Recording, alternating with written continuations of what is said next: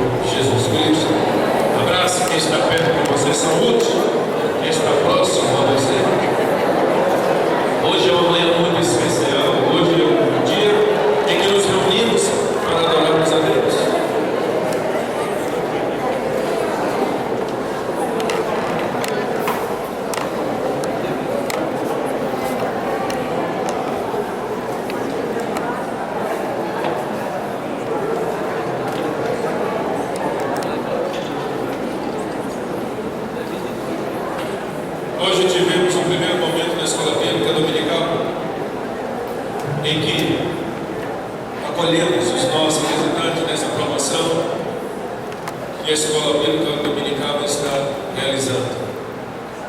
Na classe que nós tivemos hoje, tínhamos 11, 12, 13 pessoas aproximadamente, e eu quero apresentar os nossos visitantes da escola bíblica dominical, aqueles que estavam ali na classe.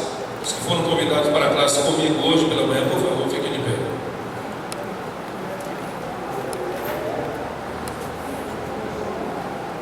Acho que estão todos aqui: a Torcida, Marilson, Armando, Wilson, Emanuele 2, Olívio, Célia, Leilane, Clênia, Yara, Eduardo.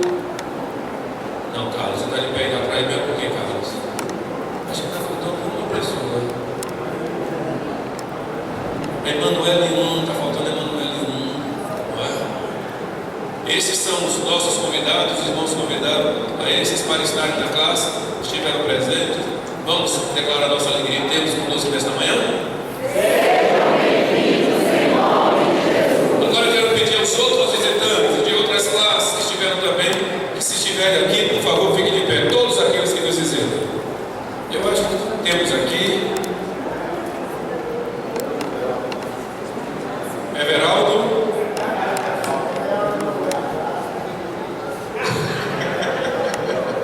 Essa turma estava no casamento de ontem. Sejam todos bem-vindos. Podem se assentar, queridos. Muito obrigado. Semana que vem a gente tem novamente a Escola Bíblica Dominical, a classe. Os convites já foram entregues hoje na classe, para que você convide pessoas na próxima semana estarem com a gente estudando a beleza do Evangelho de Cristo Jesus.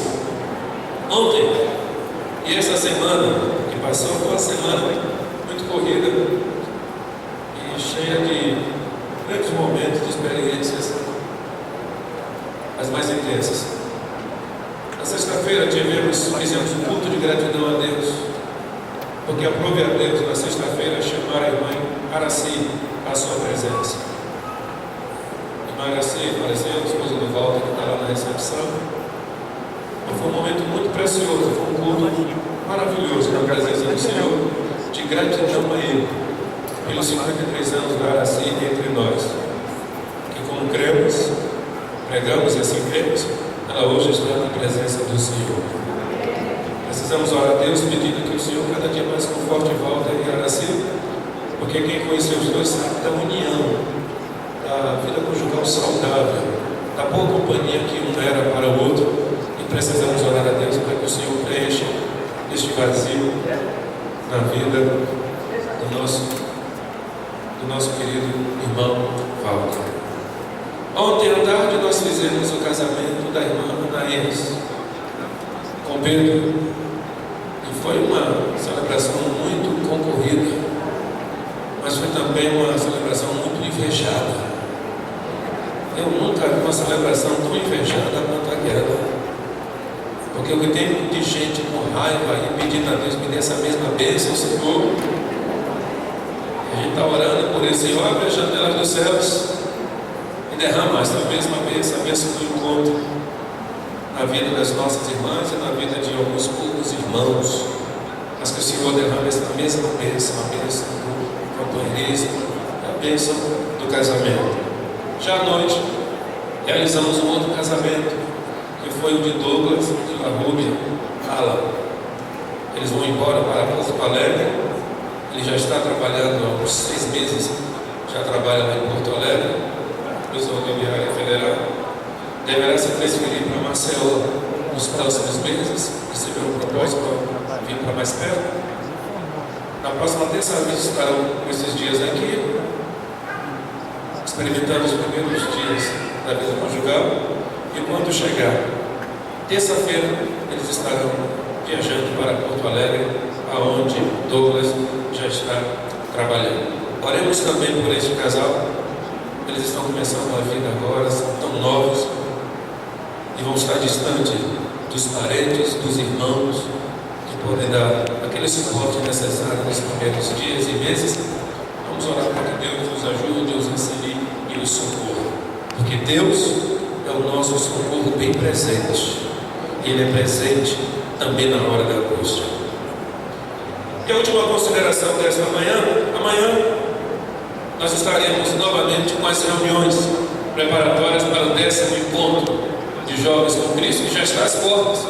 Ele vai acontecer nos dias 1, 2 e 3 do mês de maio, os primeiros dias do mês de maio. As camisas do 10º encontro de jovens com Cristo já estão à venda nas reuniões. Então você precisará vir na segunda-feira à noite para adquirir a camisa do nosso encontro, que o tema é muito, mas muito interessante, provoca na gente uma significativa reflexão. E hoje à noite nós teremos cantina, como já temos tido e é comum ter a cada encontro, a cada evento da igreja, mas nós teremos a realização de cantina em favor do nosso encontro de jovens com Cristo. Mas deixe-me então considerar uma coisa junto aos irmãos. Pode ser que o irmão queira participar e não possa. Pode ser até que o irmão não vá participar, mas o irmão tem condição de bancar a participação de uma outra pessoa. Se você não vai poder, se você não pode, se você não deseja participar, mas pode bancar a participação de alguém, será muito bem-vinda a sua contribuição, porque com toda certeza temos pessoas que querem trabalhar no encontro, mas que no momento encontram-se sem as condições. Eu mesmo estou botando uma ou outra pessoa para este encontro. Então, se você pode, procure a direção do nosso encontro, procure Raíssa, Raul, procure Geraldo, procure Sandra, procure Genildo, procure os irmãos que estão na coordenação, procure até o pessoal de finanças, que é Enoque, Tayane e Tatique, não é isso? E Tati, procure a esses, fale da sua vontade, do seu desejo, deixe lá para que outros irmãos, ou mesmo procure alguém, ou se ouvir de alguém o desejo de participar, mas não tem condições, a obra do Senhor é feita com quem vai, é feita com quem ora e é feita com quem contribui. E você pode ocupar qualquer uma dessas posições. Os nossos irmãos vice-presidentes darão continuidade ao nosso culto.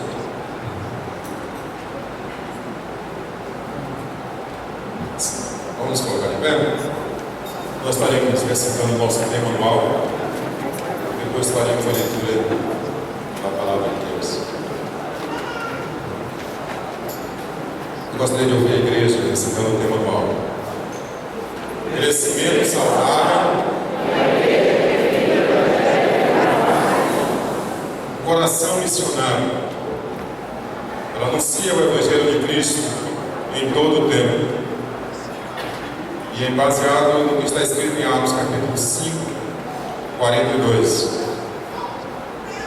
Mas eu gostaria de fazer com a igreja a leitura de 1 Coríntios 9, 19 a 23, que diz: porque, embora seja livre de todos, fiz-me escravo de todos, para ganhar o maior número possível de pessoas.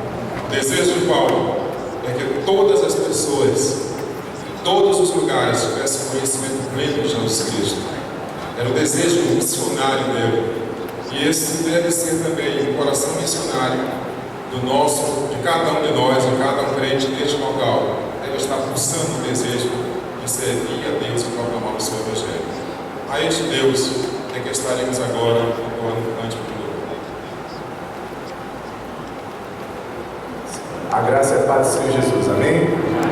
E nós vamos cantar isso. E só Cristo tem poder para salvar, amém? É isso que nós anunciamos, né? Esse Deus maravilhoso que nos tira da lamaçal do pecado e nos traz para a sua maravilhosa graça.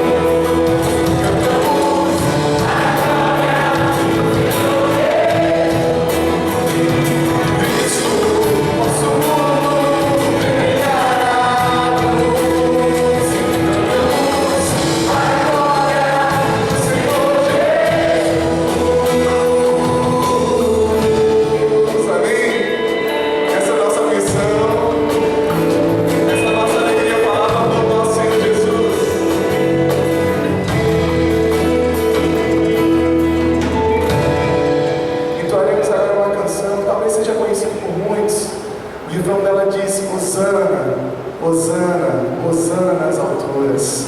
Nós já podemos contemplar o Rei da Glória vindo com todo o seu poder, já pela fé, e é nossa esperança. Então nós por isso cantamos Hosana nas alturas ao Senhor Jesus.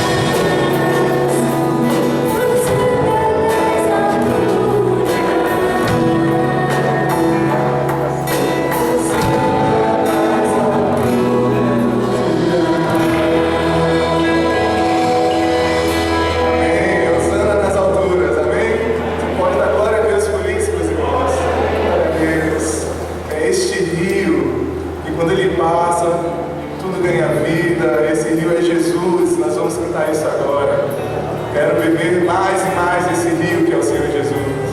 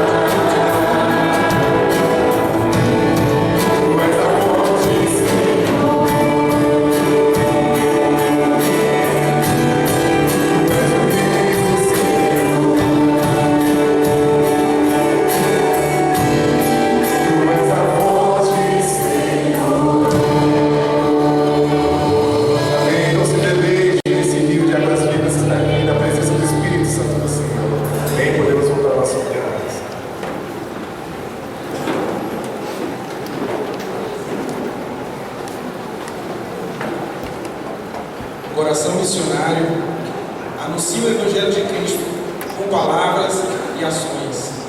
Paulo, escrevendo aos Colossenses, inspirado pelo Espírito Santo de Deus, advertiu: isso para que vocês vivam de maneira digna do Senhor e em tudo possam agradá-lo, frutificando em toda boa obra, crescendo no conhecimento de Deus.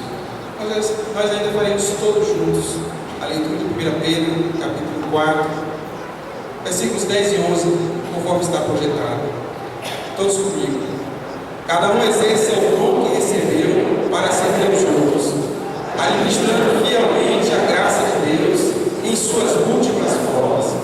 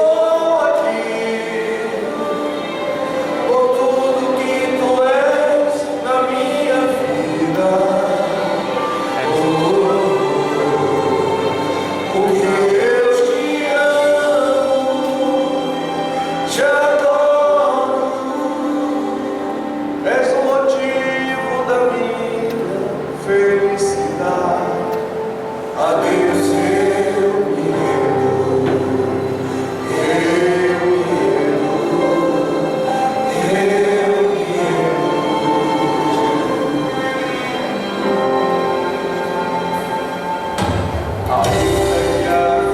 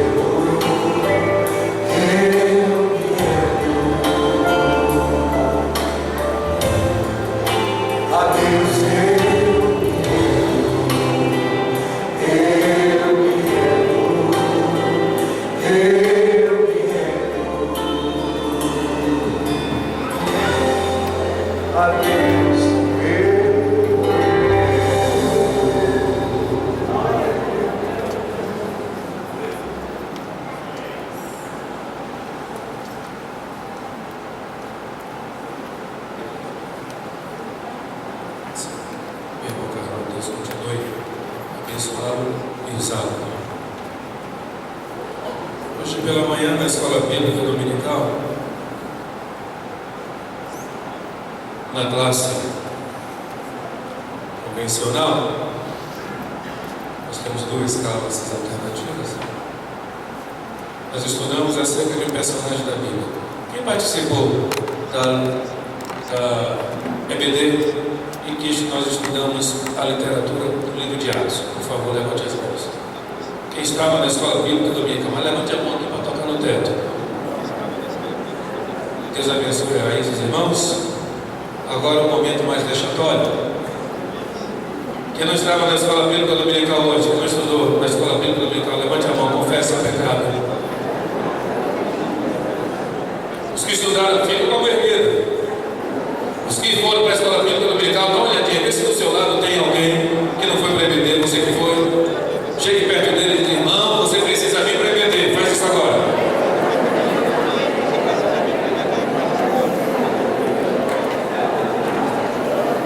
Teve gente que não levantou a mão nem para ter vindo, nem para não ter vindo. Deve ter sido uma presença espiritual. Eu não entendi se veio ou se não veio para a escola bíblica dominical.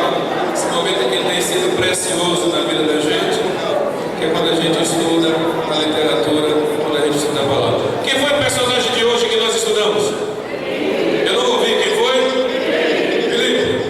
E eu quero destacar algumas coisas da experiência, porque o livro de Atos tem sido uma experiência muito profunda na vida da gente, pelo conteúdo que a gente discute, que a gente subtrai da lição.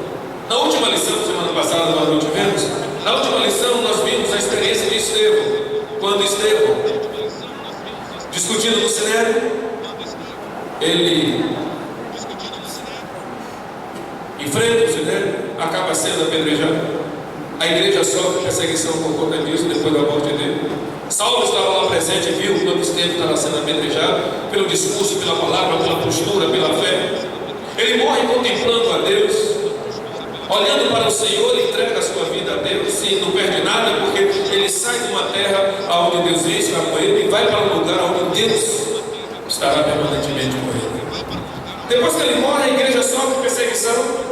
E o que eu acho maravilhoso é que os que saíram depois da perseguição, Agostinho, em lugar de ficarem parados, eles saíram pregando a palavra. Em lugar de ficarem calados, com a boca fechada, eles saíram anunciando, mesmo sendo perseguidos. Por causa da fé, eles foram perseguidos e continuaram, mesmo perseguidos, pregando a fé. É uma fé que está para além das perseguições. Entre aqueles que fugiram, entre aqueles que foram obrigados a sair, saiu Filipe. Nós estudamos isso durante a semana e hoje discutimos na sala de aula. Saiu Filipe. Filipe saiu e foi para uma região específica. Qual foi a região que Filipe foi pregar? Eu não ouvi. Qual foi? Samaria. Samaria é terra de mestiços. Samaria é terra de judeus que não são judeus puros. Porque em 722 a.C., quando a Síria invadiu Jerusalém, depois que ela se dividiu as 12 tribos se dividiram, tribo do norte e tribo do sul. O conjunto de 10 tribos tornou-se uma nação e escolheu uma outra capital, e a capital era Samaria. Quando a Síria invadiu, porque Samaria se manteve desobediente a Deus, quando a Síria veio e invadiu Samaria, levou alguns cativos e subjugou aquela nação. Quando a Síria subjuga Samaria, que era feita só de judeus, a Síria traz também outros povos que passam a morar ali em Samaria e leva outros judeus para morarem lá na terra dos assírios. No momento em que a Síria vem e se instala em Samaria, começa a haver um relacionamento entre judeus e assírios, judeus e outras nações.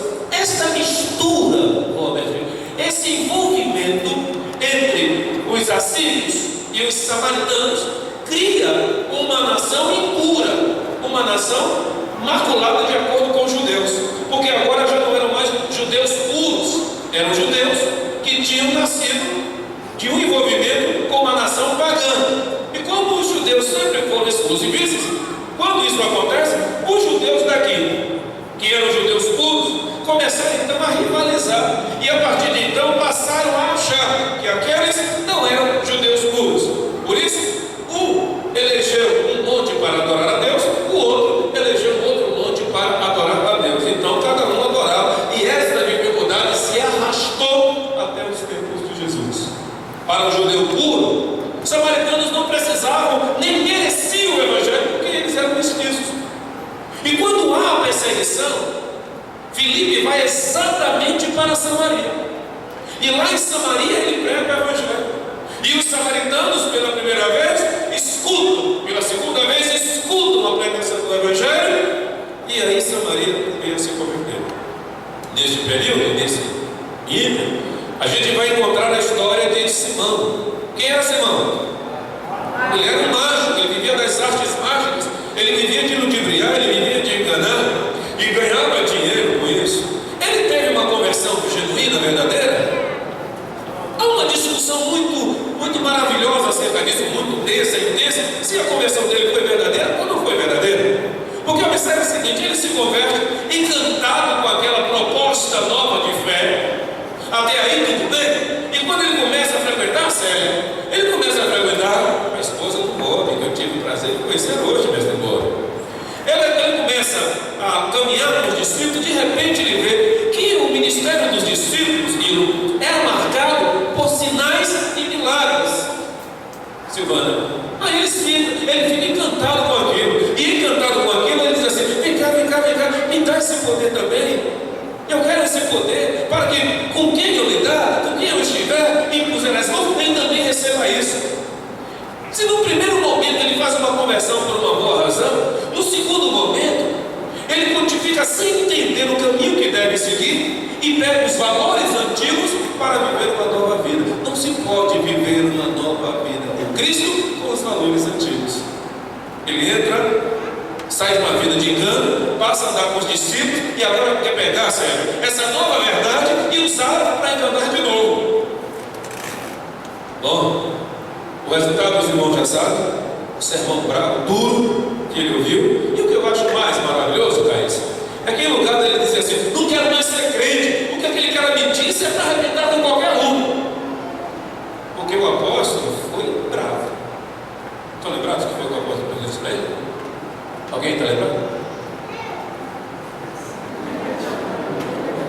Eu ouvi uma voz miúda, pequena, escondida, dizendo: alguém, por favor, está lembrado? Eu não chamo o cara de filho do diabo. Eu não arrebento com o cara.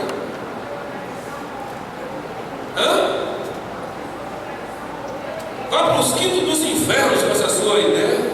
Mas que pergunta, Deus, você vai para o inferno, seu miserável.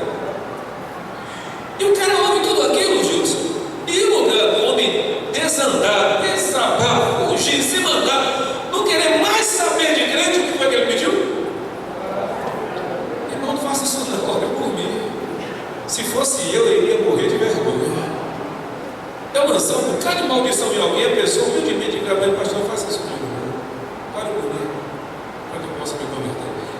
Então Filipe, na experiência dele, nos traz algumas lições que dentro desse tema proposto eu quero compartilhar com os irmãos. E eu escolhi para a manhã de hoje o seguinte tema: lições de um bom evangelista. Peguei a lição de hoje e quero tirar algumas lições para um bom evangelista. Nós estamos com esse desafio, desde o dia em que nos convertemos, que é de sermos evangelistas. Querido, tudo que essa igreja faz e tudo que essa igreja de Jesus Cristo fazem, que as igrejas fazem para o Senhor, visa evangelização. Se você pensar bem, eu encontro, pastor, é para evangelizar, não é para nenhuma outra coisa não. É só um artifício diferente que a gente usa. Nós estamos usando todas as coisas só para evangelizar, para melhorar a nossa forma de trazer o evangelho aos corações das pessoas. E a transmissão do culto, pastor, pela internet, é para evangelizar. E a melhoria das nossas instalações é para evangelizar. E as ofertas que a gente levanta para a missão é para evangelizar. Qualquer coisa. E os pastores que a igreja tem é para evangelizar. E para que trouxe o pastor isso? É para melhorar a evangelização. Tudo que a gente faz é para evangelizar. Tudo. Se não for para evangelizar, queridos, não serve para a igreja. Por isso, Filipe nos dar uma orientação acerca de como evangelizar. Então, a primeira lição que ele me ensinou e que eu compartilho com a igreja é esta. Vamos ler juntos?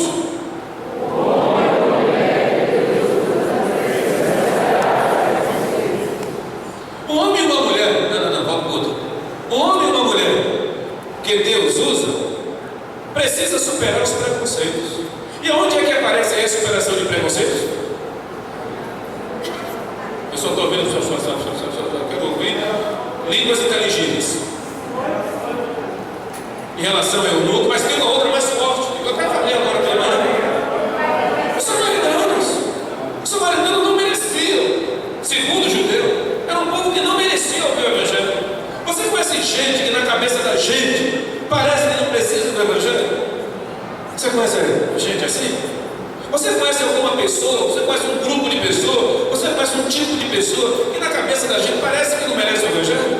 Porque são aqueles pelos quais nós passamos e às vezes nem damos atenção, às vezes nem nos importamos com a situação que eles estão vivendo. No tempo da gente não tem samaritano, mas tem os bêbados, tem os mendigos, tem os que vivem com prostituição. No tempo da gente tem os pedido-cabeças, no tempo da gente tem os arrogantes, no tempo da gente tem os orgulhosos. E esses vão se constituindo os nossos samaritanos, que nós vamos passando por eles sem lhes dizer absolutamente nada. Portanto, você precisa vencer o preconceito. Você precisa vencer o preconceito racial. Se tem que falar em preconceito racial nesta igreja, é um paradoxo. Porque é a igreja que tem preto. É um paradoxo. Mas enfim, você precisa vencer esse preconceito de negro, de branco, de azul, de amarelo. E porque todas as pessoas efetivamente só serão salvas pela mesma razão. Filipe nos ensina isso. Na perseguição, Deus o orienta e ele vai. E quem é que ele encontra pela frente? Os samaritanos. Se é você que eu tenho que pregar, é você que eu vou pregar e está acabado. Porque é Deus que conduz os seus filhos. Em Atos 8:5 que a gente vê essa orientação. Vamos lá agora para o segundo? Vamos ler juntos?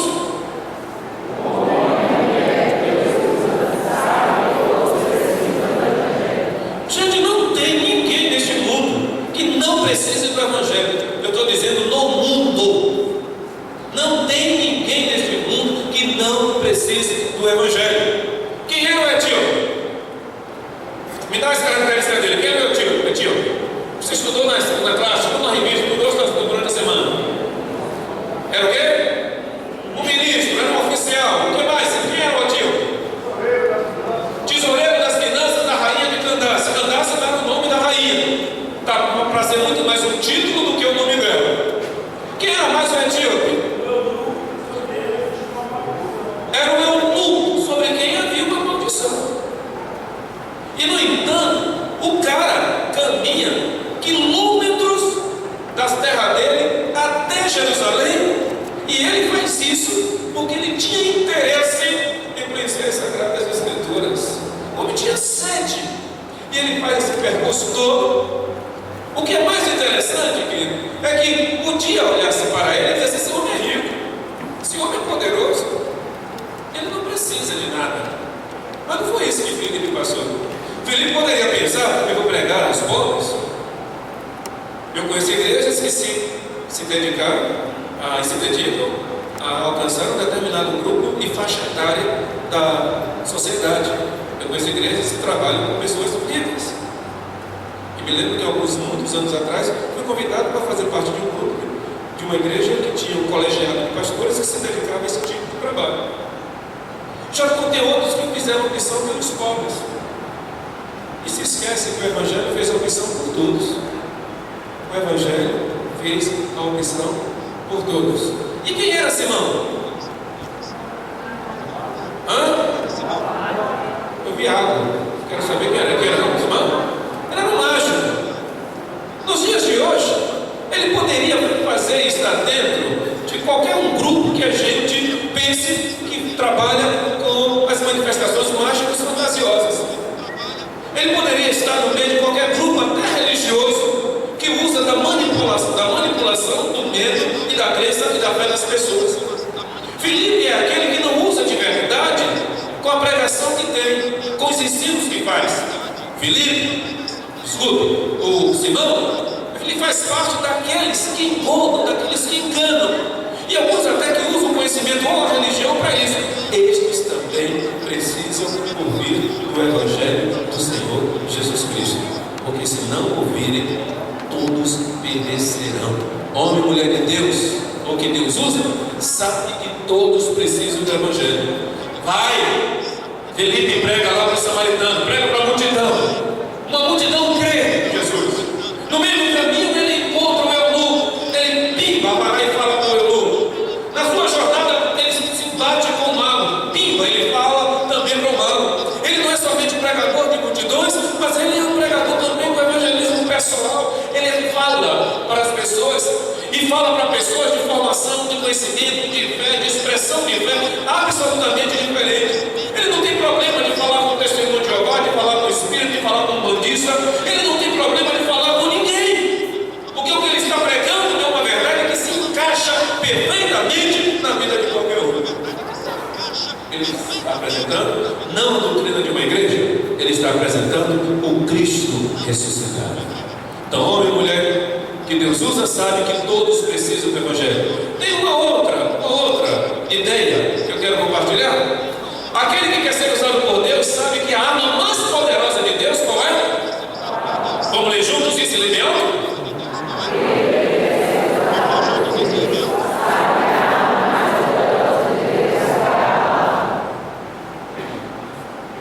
Não sei se você está lembrado quando você estudou, que o texto diz que quando Filipe falava, e na pregação de Filipe, havia sinais e prodígios. Alguém está lembrado dele disso? Levanta a mãe que está lembrado. Acho que só Robert, vocês são. Bom, tem alguns aqui que estão lembrados, graças a Deus. Havia sinais e prodígios. Mas veja comigo, Filipe não apenas anunciou a palavra de Deus, mas também demonstrou o poder de Deus realizando milagres. Acompanhe bem isso. Porque a gente vive um tempo, pode até parecer, querido, deixa eu abrir um parênteses, que eu não gosto de milagre, não se trata disso. Eu gosto de milagre, eu sou fruto de milagre. Se eu não passei por uma experiência de milagre maravilhosa, mas eu não creio no milagre como a expressão máxima de Deus. Eu não creio no milagre como uma pregação para a transformação. Eu não creio. Mas venha comigo, Filipe não apenas anunciou a palavra de Deus, mas também demonstrou o poder de Deus realizando milagres. Ao ver os milagres, o povo deu ouvidos à palavra, mas foi crendo na palavra que o povo foi salvo. O povo não foi salvo porque ouviu um milagre. O povo foi salvo por quê? Ouviu a palavra de Deus. Não foi um milagre, não foram os milagres, os sinais que o salvou, não foi. Foi exatamente a pregação da palavra. Porque efetivamente ninguém jamais foi salvo apenas por causa dos milagres. Milagres não salvam. Milagres eu sempre penso que são bonanças de Deus, bondade de Deus. Tinha outro nome que eu queria usar. São os mimos. Pronto, peguei a palavra. Eu penso que milagres são mimos de Deus para a vida da gente. Ele acrescenta na vida da gente. E ele acrescenta aquilo que a gente já tem. Deus não usou os milagres para salvar ninguém. Todas as vezes foi para que o nome dele fosse glorificado e fosse exaltado. E sempre ele apelava para o crer. Quando nós atraímos as pessoas para o milagre, pelo milagre, nós atraímos as pessoas pela parte mais frágil da fé cristã, que são os milagres. E os milagres, bem como as canções, não são capazes de sustentar e alimentar a fé. Quem sustenta a fé de uma pessoa é a palavra de Deus. Se não envolve o Antigo Testamento, quando ele diz: eu escondi os teus milagres no meu coração, para eu não pecar, contra ti não pecar. Amém? Como é que está escrito? Que horrível! A gente está ficando ruim nisso. E a gente pode melhorar. Vamos lá?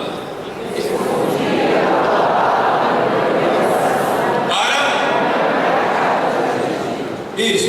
Os milagres são bons? São importantes? São. Eu queria milagre de Deus todos os dias.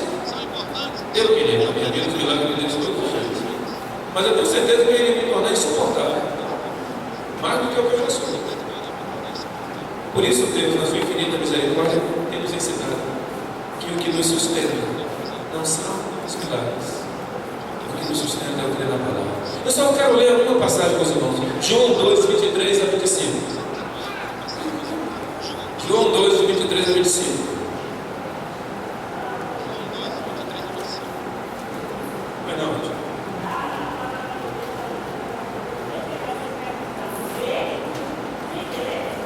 Exatamente. Sempre estava ligada ao crer. Sempre.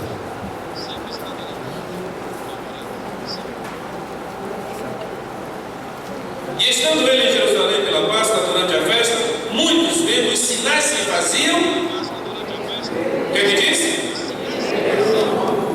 Agora vamos ler junto o 24?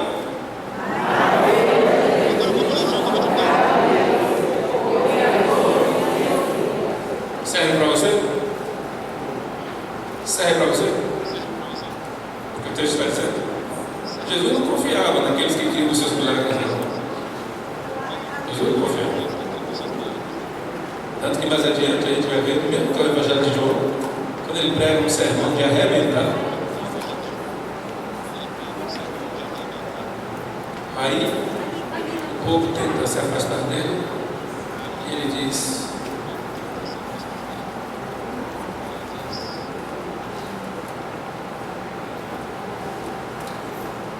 esse povo me louva com seus lábios, mas este povo me louva com seus lábios, mas o seu coração está longe de mim. O homem que quer ser usado por Deus, o homem que é usado por Deus, sabe que a arma mais poderosa que ele pode usar é a palavra.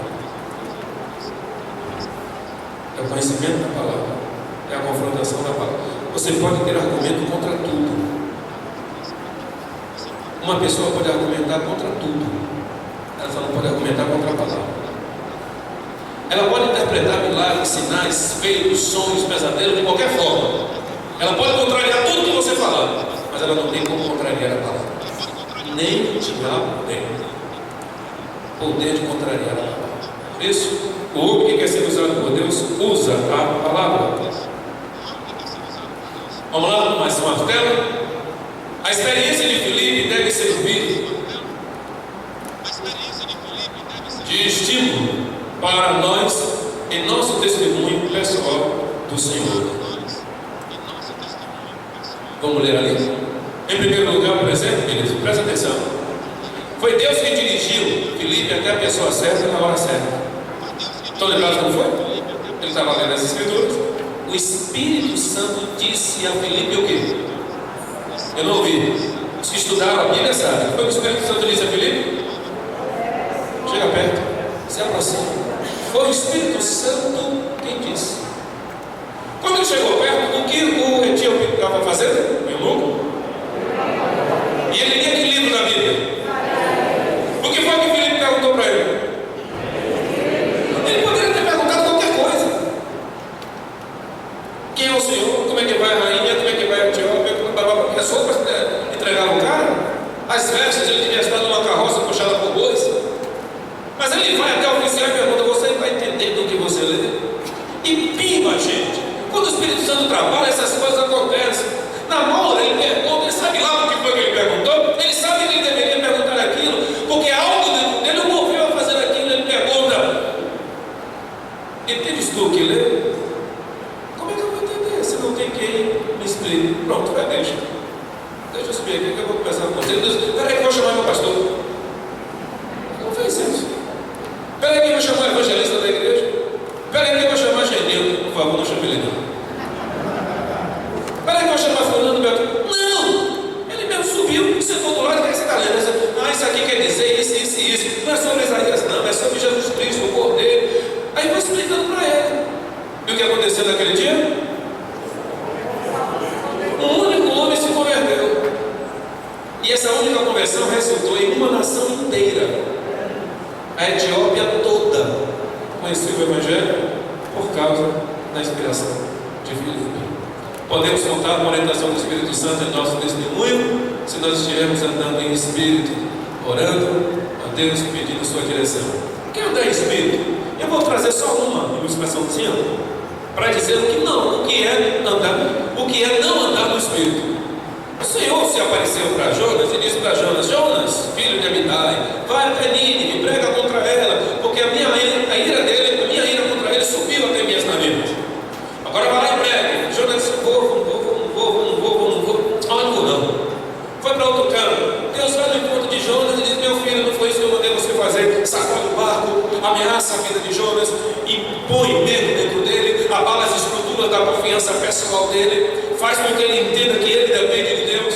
Ele é jogado no mar, porque ele descobre: eu sou o culpado do barco estar naufragando. Ele é jogado no mar, ele pensa: eu agora vou morrer. Mas aí vem o peixe e o engole. Quando ele diz: eu vou me acabar, ele se lembra de Deus. E quando ele se lembra de Deus, independente da situação em que ele se encontra, o que é que acontece? Deus escuta o coração dele. O peixe vomita Jonas na praia. Gente, era para Jonas ter mudado. Era para o cara sair de lá arrependido, quebrantado, humilde. Era para ele sair de lá com um ardor e com um fervor enorme. Mas não foi isso que aconteceu. Jonas sai de lá de dentro revoltado, virado no campo. E ele ainda tinha que pregar em Nínive para percorrer Nínive toda, eram 3 dias. Jonas continua brigando com Deus. Jonas faz o trabalho resmungando. Jonas faz o trabalho reclamando. Jonas faz o trabalho chateado. Não é esse o trabalho que Deus quer que a gente faça, e não é isso andar em espírito. O Senhor ainda usa de uma ilustração, de uma metáfora da vida, para ensinar para Jonas o quão uma pessoa, um ser humano é importante. Jonas tinha todas as razões do mundo, eu já expliquei isso aqui. Os filisteus não valiam um centavo.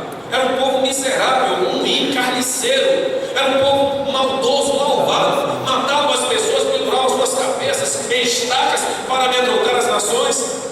Enfiavam uma vareta pelo ânus da pessoa, saía na boca e penduravam essas pessoas nas entradas da cidade para que todo mundo soubesse como eles eram ruins.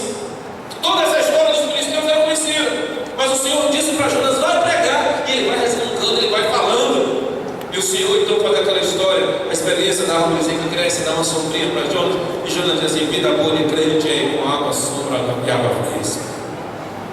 Aí Deus vai lá e pimba, mata. E o sol começa a queimar a cabeça de Jonas. Pregar o evangelho debaixo do sol é fogo. Ele fica chateado, aborrecido. E Deus diz: você está brigando com uma árvore que eu plantei, você não fez nada com ela. Eu plantei num dia e fiz morrer no outro. Isso está se preocupando com você. Jonas, você só está preocupado com o teu umbigo. Você só está preocupado com a tua casa, com os teus bens. Você só está preocupado com a futilidade da sua vida. Você só está preocupado se vai casar ou não. Você só está preocupado se vai trocar de carro ou não. Você só está preocupado se vai ter um novo emprego ou não. Você só está preocupado com isso. Já não está preocupado com ninguém lá fora. São 120 mil almas que vão morrer, você não está fazendo nada. Jonas faz o trabalho de Deus resmungando, e quem faz o trabalho de Deus resmungando não está andando no Espírito. Mas o cara que por causa da sua fé é perseguido e tem que sair para uma outra cidade, e quando sai pregando o Evangelho, ele está andando no Espírito. E quando Deus disse: vai pregar o samaritano, ele vai se reclamar, ele faz com prazer, ele está andando no Espírito. E quando ele vê o etíope, ele se aproxima do etíope, é porque ele está andando no Espírito e consegue ouvir a voz do Espírito Santo mandando agir. E quando ele se aproxima e faz a pergunta que faz, e ele tem que subir no carro para explicar a palavra, ele só sobe no carro para explicar a palavra, não é porque ele sabia não, é porque ele estava andando no Espírito. Pois a palavra do Senhor diz que quando andamos no Espírito, não devemos nos preocupar com aquilo que haveremos de pregar, porque na mesma hora o Espírito Santo colocará na nossa boca, no nosso coração, a mensagem que deve ser pregada. Isso é andar no Espírito. Jonas fez o trabalho, não andando no Espírito. Mas Filipe fez, e essa é a grande diferença. Vamos para outra passagem? O homem e mulher que Deus usa. O homem e mulher que Deus usa. O homem e mulher que Deus usa toca no impossível. O que é que eu chamo de impossível aí? Judeus e samaritanos viverem juntos, crerem numa mesma fé. A grande perseguição que aparece em Atos capítulo de número 1, combinada com a pregação do Evangelho, resultou em grande alegria. Duas nações que há séculos estavam separadas, desde 722 a.C. Duas nações que estavam separadas, com a pregação de Filipe, essa nação se uniu. debaixo de um mesmo evangelho. Gente, pensa aí no poder desse evangelho. Uma nação que se dividiu, séculos de inimizade, foi se acabando com a pregação do evangelho de Cristo Jesus. Deixa eu contextualizar, é por isso que eu não entendo como tem políticos e irmãos em Cristo Jesus que são inimigos. Eu nunca entendi isso. Eu nunca entendi. Como é que pode ter gente, não é só político, vereador, por exemplo, como Curitiba, não. É quem faz política partidária mesmo. Tem gente que é petista doente. Chega a dói. Tem gente que é do outro extremo doente, que dói mais ainda. Que não se fala, não comungam, não andam juntos, não fazem nada. Porque são de posturas político-partidárias diferentes. É um evangelho muito fraco no coração desses. Porque é um evangelho que é menor do que a sua crença política. É bem menor. Gente que se odeia, gente que se combate. Quando chega o período político aqui na cidade, eu começo a orar dobradamente. Porque a gente vai unindo gente, a gente mentindo pra gente, a gente enganando gente. A tretaiada toda entra numa confusão, só falta ser Gustavo. Em nome do partido político, o nome da crença partidária. Mas eu não vejo esse fervor na hora de pregar o Senhor Jesus Cristo. Políticos entram, políticos saem. A gente fica brigando, é igual jogador de futebol. Eu vejo as torcidas de futebol, a gente matando gente, se acabando com gente. E os jogadores estão comprando carro, estão comprando avião, estão subindo para cima e para baixo, ganhando milhões, não estão nem aí, nem chegando. E a turma está no meio da rua se matando, se acabando, se destruindo. Eu não entendo um evangelho na vida de uma pessoa se ele não for a maior de todas as suas expressões de crença. Tem que estar acima do time, tem que estar acima de política, tem que estar acima de todas as coisas. Você pode estar pensando a bobagem que o pastor está fazendo, mas não, querido, sabe por quê? Porque quando você partir dessa para outra, não vai ser nem seu partido político, nem seu time de futebol que vai abrir as portas do céu para você entrar. Jesus não vai perguntar, meu filho, qual foi o partido que você serviu lá na terra? Foi PT, entra no bolso do teu sonho. Não vai acontecer, nem PP, nem PS, nenhum. Ele nunca vai dizer isso. Meu filho, qual foi o seu time? Foi Flamengo. Ele vai falar, aqui não, vai embora, vai. Ele vai fazer isso no flamenguista? De jeito nenhum. Só porque é flamenguista? Não. Mas eu não entendo que essas crenças secundárias estão se tornando primárias, superiores até. E a gente tem vivido, homem e mulher que Deus usa, toca no impossível. Quer ver outra coisa ligada a isso? Os samaritanos que ouviram o Evangelho e creram, eles foram libertos de suas aflições físicas, foram libertos da possessão demoníaca, e acima de tudo, eles foram libertos dos seus pecados. Tem preço para isso? Eu lhe pergunto, tem preço para isso? Tem, irmãos, preço para isso? Tem algo que pague isso?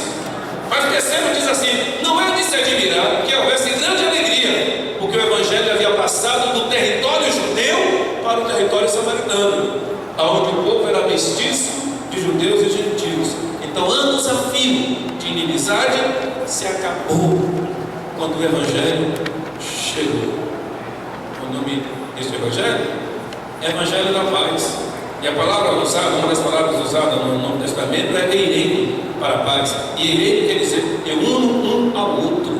O Evangelho de Jesus Cristo é o Evangelho que une povos distintos, crenças diferentes, povos de todos os tipos. Tem mais uma coisa aí que eu aprendo.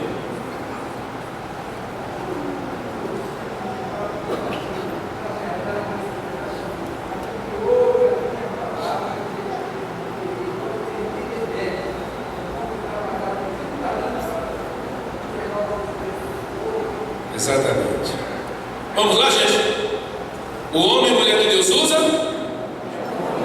Eu não ouvi, ok?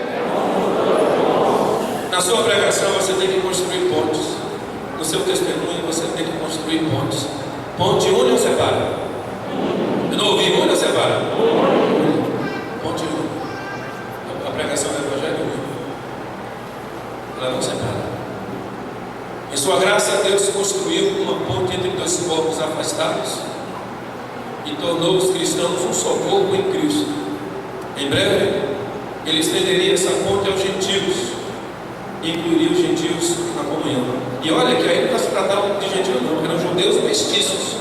Depois é que os gentios, nós, que somos gentios, ou éramos gentios, fomos acolhidos na família de Deus. E para terminar, eu quero que você veja esta última expressão. Vamos ler juntos?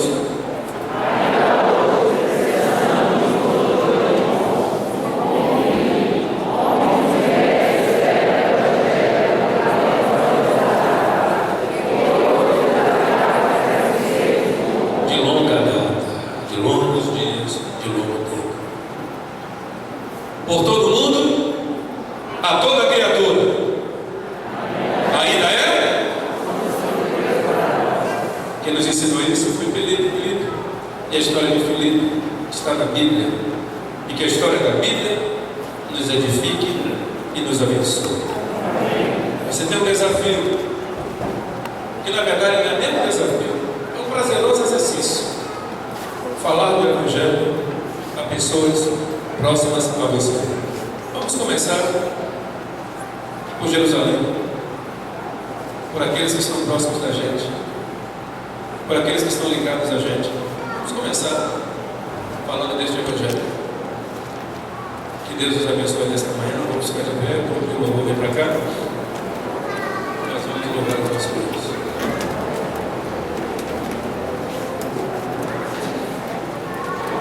Final do culto. Depois do culto, Robert, precisa falar contigo.